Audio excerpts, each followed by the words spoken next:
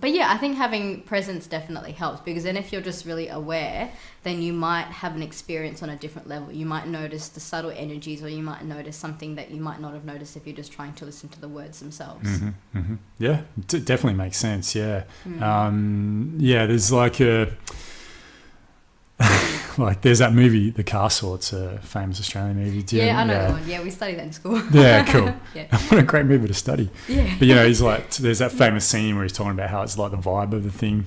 It's the vibe. It's, you know, he's talking about like why shouldn't something go ahead in this court case, and I think it's very, very similar to the way we live our life. Like what vibe do we feel? It's such a loaded word, vibe. When you say there's definitely parts of me whenever I hear the word, like, or even say it myself, like the words energy or vibration or frequency, part of me just goes like that. Oh really? How interesting. Yeah, and I'm sure it's just totally got to do with me, but it's also got to do, I think, with my judgments of those words based on how they've been misused for like decades and decades. So I either need to just reconcile that, or start using another word for a vibe. I don't know. Fair enough. I think vibe is different to energy, frequency, and vibration. I think. Sure.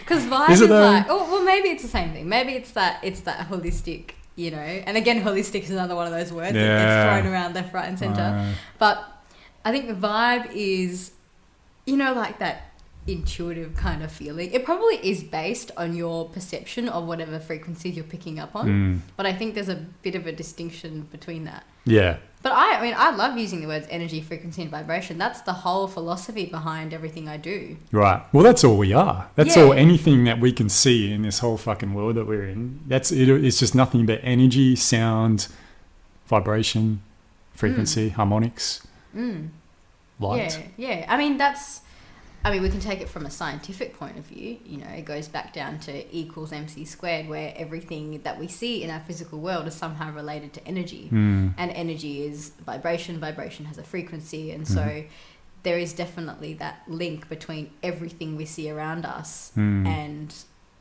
just energy. So...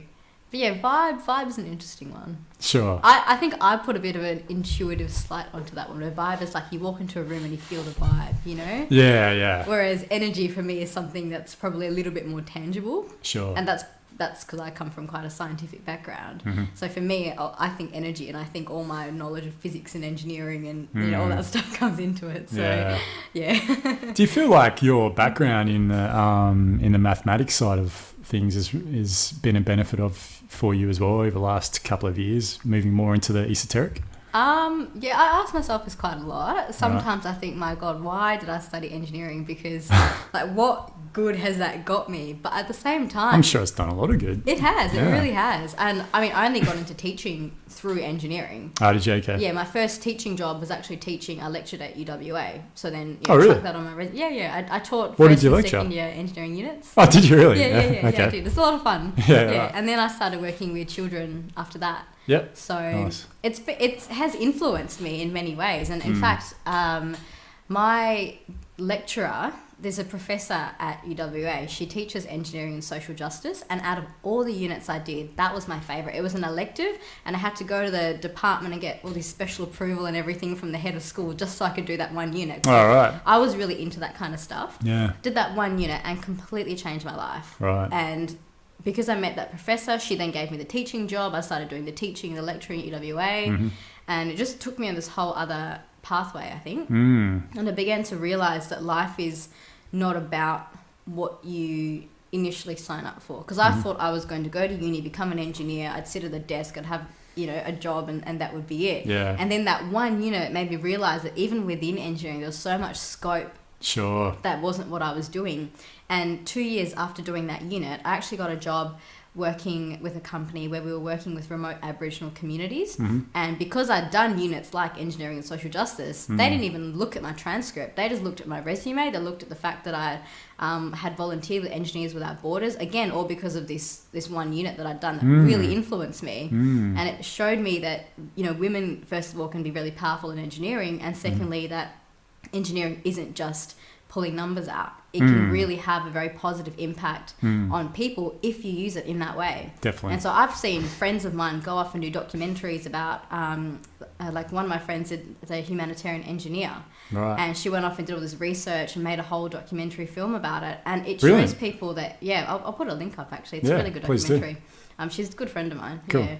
And basically it just shows people that a lot of these sciences and things like that can actually have a very positive social impact on society as well. Because I think a lot of people like to separate the two. You know, you're either like fully activist, you're doing all this great work with society, or you're doing some boring technical job. Sure. And you don't realize how much there's actually that intermingling that happens. And so I think engineering has helped me. I think it's given me a lot of that passion to do the work that I'm doing, and also the means to do it. I mean, I would not have the means to be doing half of what I'm doing if I hadn't been educated, hadn't gotten those jobs, hadn't, you know. I mean, we say that we like to manifest things, but let's be a bit realistic. Like, you know, I had to have the money to do it. I had to have the contacts. I had to have, you know, even just the networking has been so beneficial for me to put on my resume that I know, like, the head of school and things like that at UWA has been really helpful. Yeah, really helpful. So I think it's definitely played a very big part in getting me to where I am. And even though I'm not actively in the role of engineering,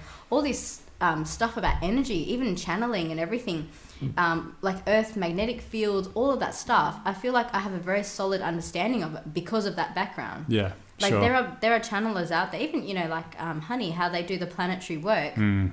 I think you can get that, you know, you can get that channeled knowledge of how the field system works and the grid systems on the earth and all of that. Whereas I feel like I've got an extra realm of knowledge because I understand how the physical electromagnetic fields on the earth work, how, you know, magnets work in relation to, you know, just vector fields and all that kind of stuff. I actually understand all of that, and I've studied all of that. Yep. So even with sacred geometry, I understand how sacred geometry works in terms of energy, because you could take a bit of copper, for example. I don't know if you've heard of the Rodin coil. Yes. Yep. Right. Yeah. So he uses vortex mathematics. And I've gone and looked at all this stuff, and I actually understand it because of this engineering that I've done. Right. So it's not completely redundant, even though sometimes I say to myself, God, what was I even doing? Sure. But I think it's really played a very big part in helping me get a lot of that foundational knowledge.